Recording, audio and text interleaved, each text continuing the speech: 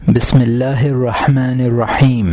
مولانا جلال الدین رومی رحمۃ اللہ علیہ کا کلام عارفانہ مثنوی مانوی کی 5ویں جلد کے آغاز میں مثنوی کے اردو مترجم قاضی سجاد حسین صاحب نے 5ویں جلد میں جو اہم اصطلاحات استعمال کی گئی ہیں ان کی جو تشریح پیش کی ہے وہ اب پیش کی جا رہی ہے۔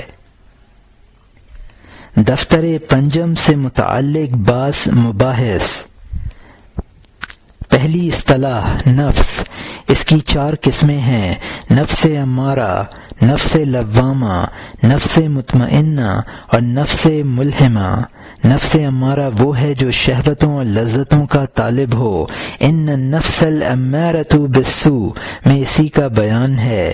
نفس لوامہ وہ ہے جس میں کسی قدر صفائی پیدا ہو چکی ہو اور شہوتوں اور لذتوں سے پرہیز کرنے لگے، اور اگر کبھی کسی لذت و شہوت میں مبتلا ہو جائے تو پچھتائے۔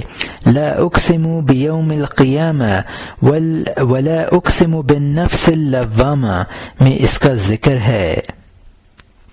نفس مطمئنہ وہ ہے جو کسی حالت میں بھی لذت و شہوت میں مبتلا نہ ہو اور شیطانی اثرات سے بالکل محفوظ ہو چکا ہو۔ یا ایتھا النفس المطمئنہ ارجعی الی ربک راضیۃ مرضیہ میں یہی نفس مراد ہے۔ نفس ملہمہ وہ ہے جو صفائی کے اعلیٰ مراتب حاصل کر چکا ہو اور انسانوں کو امور خیر کی جانب توجہ دلائے۔ ہر شخص میں ان قسموں میں سے کسی ایک قسم کا نفس ہوتا ہے۔ انسان کی 3 طاقتیں۔ قدرت نے انسان میں 3 طاقتیں ودیعت فرمائی ہیں: ملکی، سبعی، بہیمی۔ ملکی طاقت خداوندی اطاعت اور اعمال خیر کی متقاضی ہے، یہ طاقت روح کے ساتھ خاص ہے۔ سبعی طاقت انسان کے غصہ و غضب کا سبب ہے اور مخالف چیز کا دفعہ کرتی ہے۔ بہیمی طاقت انسان میں شہوت اور ہوس کا سبب ہے اور یہ طاقت مرغوب اور مناسب چیزوں کے حصول کے درپے رہتی ہے۔ یہ دونوں طاقتیں جسم انسانی کے ساتھ خاص ہیں۔ وقوف قلبی نقشبندی سلوک میں ایک ریاضت کا مقام ہے۔ اس کی صورت یہ ہے کہ سالک قلب کی طرف توجہ کر کے بیٹھے اور قلب کی نگرانی کرے، قلب پر ما سوا اللہ کسی خطرے اور خیال کو وارد نہ ہونے دے۔ یہ ریاضت انتہائی مشکل ہے، بہت سی ریاضت کے بعد سالک اس پر قابو پاتا ہے۔ کرامت کی قسمیں۔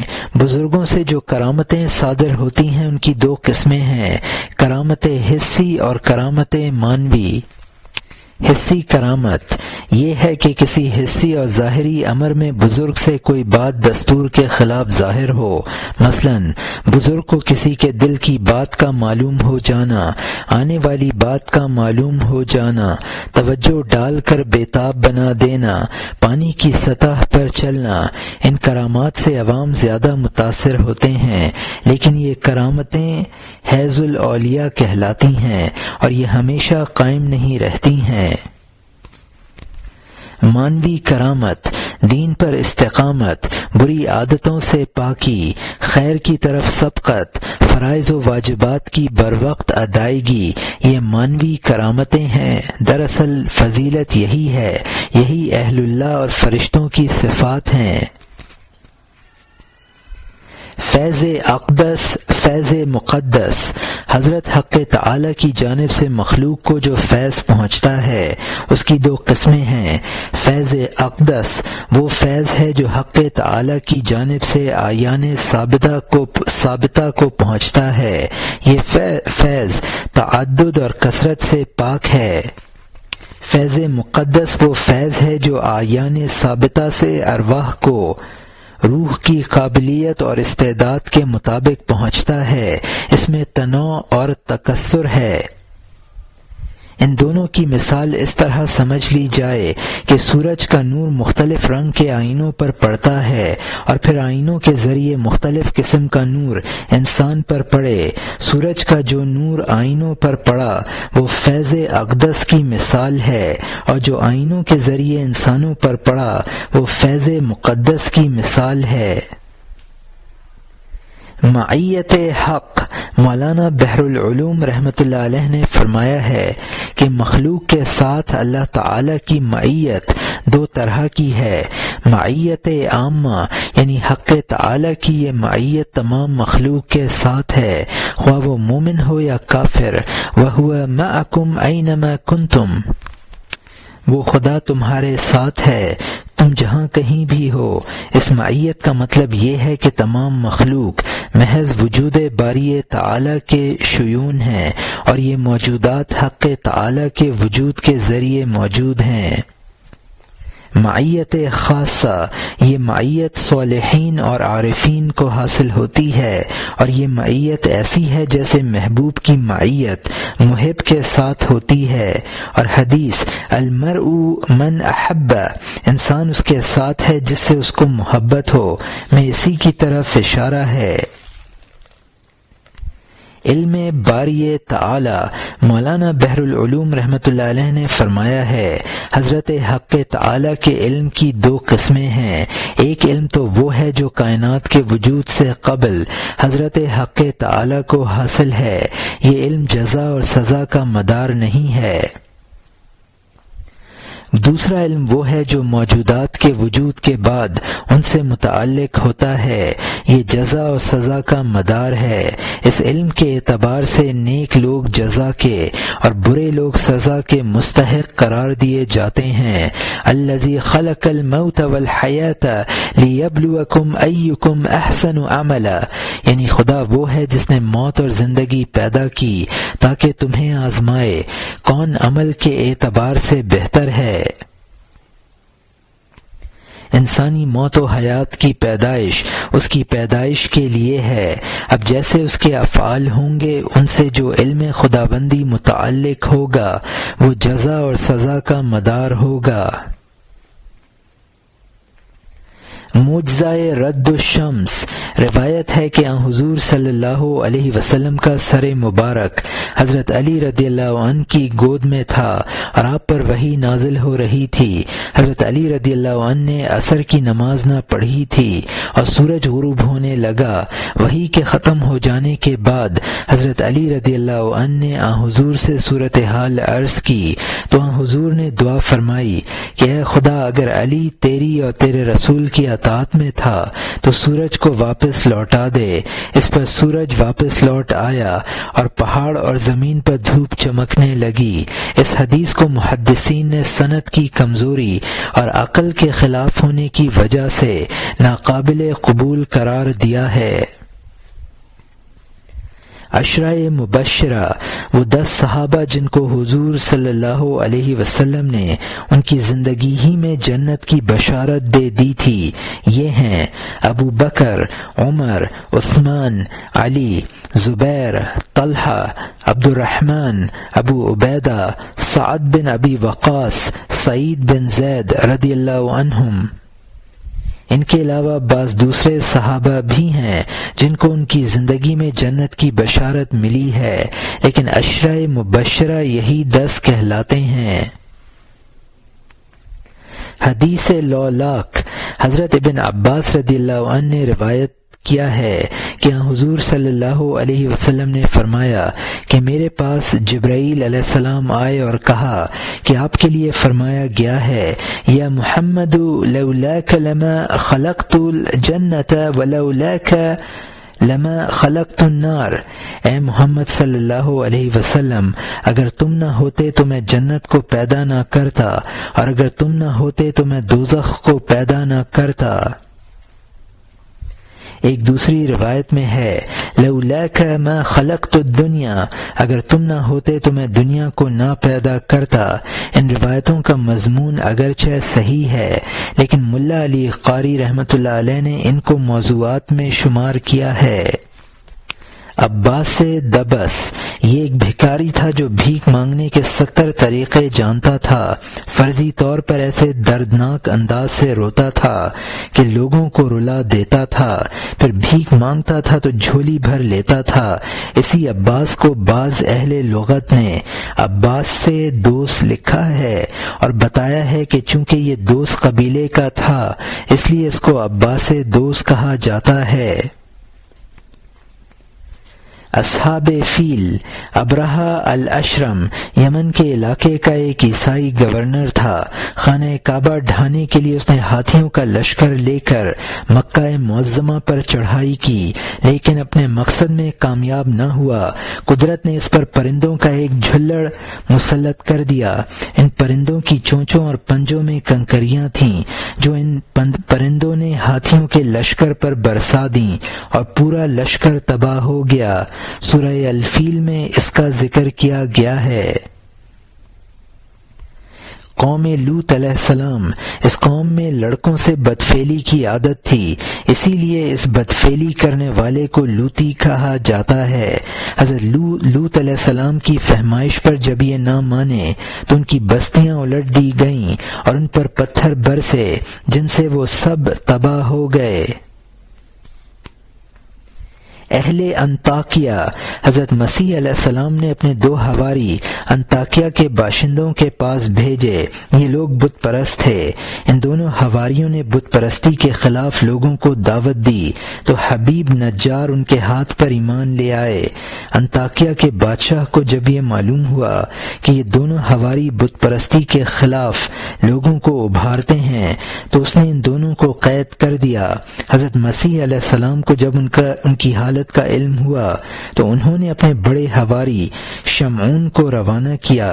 شمعون نے مختلف تدبیروں سے بادشاہ کا تقرب حاصل کیا اور اس کو آمادہ کیا کہ وہ دربار میں اس مسئلے پر گفتگو کرائے۔ چنانچہ دربار میں ان حواریوں اور انطاکیہ والوں کی گفتگو شروع ہوئی۔ حبیب نجار کو جب پتہ چلا تو وہ دوڑ کر آئے اور اپنے ہم وطنوں سے کہنے لگے کہ تم لوگ ان بزرگوں کے ہاتھ پر ایمان لاؤ۔ اس پر مجمع بھڑک اٹھا اور اس نے حبیب نجار کو قتل کر دیا۔ سورہ یاسین میں اس واقعے کا ذکر کیا گیا ہے۔ اصحاب سبت، یہود کو حکم دیا گیا تھا کہ شنبے کے روز مچھلی کا شکار نہ کیا کریں۔ اس حکم میں ان کی آزمائش شروع ہوئی اور شنبے کے روز دریا میں مچھلیاں زیادہ نظر آنے لگیں تو ان میں لالچ پیدا ہو گیا اور اللہ تعالیٰ کے حکم عدولی شروع کر دی۔ تب ان پر مسخ کا عذاب نازل ہوا اور ان کو بندر بنا دیا گیا۔ سورۃ الاعراف میں اس کا ذکر ہے۔ عمر بن عبدالعزیز رحمۃ اللہ علیہ 61 ہجری میں اموی خاندان میں پیدا ہوئے۔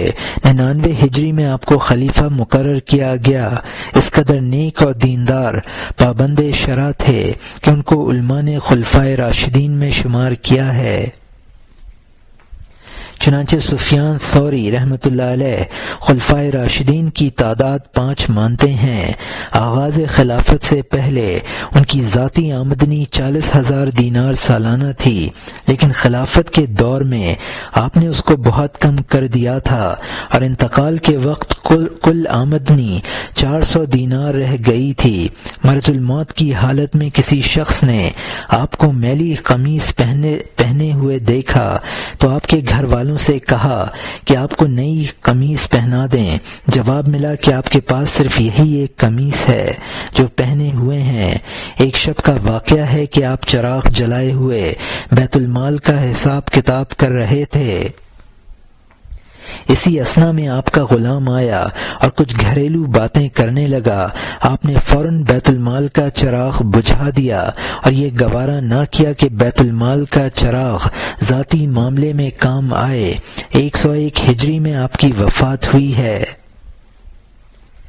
حجاج بن یوسف یہ ثقفی خاندان کا تھا اور عبد الملک بن مروان کی جانب سے عراق کا گورنر تھا۔ اس نے 63 ہجری میں حضرت عبداللہ بن زبیر رضی اللہ عنہ حاکم مکہ پر چڑھائی کی تھی اور مکے پر منجنیقوں سے اس قدر پتھر برسائے کہ خانہ کعبہ کی دیواروں کو بھی نقصان پہنچا تھا۔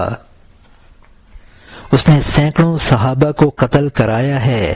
تابعین اور تبا تابعین جو اس کے ہاتھوں قتل ہوئے ان کی تعداد تو لاکھوں تک پہنچ گئی ہے، اس لیے اس کو امت محمدیہ کا سب سے بڑا ظالم قرار دیا جاتا ہے اور ظلم و ستم میں ضرب المثل بن گیا ہے۔ ابو ہریرہ رضی اللہ عنہ حضور صلی اللہ علیہ وسلم کے مخصوص صحابی ہیں۔ یہ ان کی کنیت ہے، نام غیر مشہور ہے جس میں کافی اختلاف ہے۔ غزوہ خیبر کے موقع پر آ کر مسلمان ہوئے اور پھر شب و روز حضرت صلی اللہ علیہ وسلم کی صحبت میں رہے، صفہ میں مقیم ہو گئے تھے اور قوت لا یموت پر اکتفا کرتے تھے، اور حضور صلی اللہ علیہ وسلم کے افعال و اقوال کو یاد کرنا اپنا مقصد بنا لیا تھا۔ اسی لیے صحابہ میں سب سے زیادہ روایتیں انہی سے منقول ہیں۔ محمد خوارزم شاہ جلال الدین کے لقب سے مشہور ہے۔ خراسان سے عراق تک اس کی سلطنت پھیلی ہوئی تھی۔ یہ مولانا روم رحمۃ اللہ علیہ کے والد خواجہ بہاؤالدین رحمۃ اللہ علیہ کا ماموں تھا۔ اس نے چنگیز خانی فتنے کا مقابلہ کیا۔ ابتدائی جنگ میں اس نے 1000 تاتاری سپاہیوں کو تہہ تیغ کر ڈالا۔ تاتاری فوج شکست کھا گئی۔ پھر چنگیز خان نے 30,000 فوج اس کے مقابلے کے لیے بھیجی، اس کو بھی اس نے شکست دی۔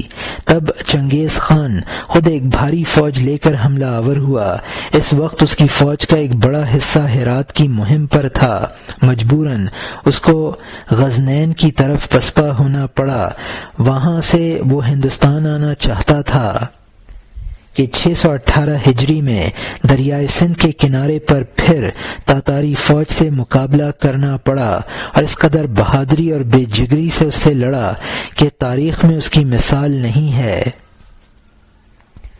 اس جنگ میں اس کے بہت سے ساتھی شہید ہو گئے اور اس نے تنہائی محسوس کی تو ہندوستان پہنچنے کے ارادے سے اس نے اپنا گھوڑا دریائے سندھ میں ڈال دیا اور اس قدر صفائی سے اس کو پار کیا کہ چنگیز خان انگشت بدنداں ہو گیا اور اس کی بہادری کے اعتراف میں کہا کہ ہمچو او جواں مرد در دنیا پیدا تشدد و نخواہد شد، اس جیسا بہادر دنیا میں نہ پیدا ہوا نہ پیدا ہوگا۔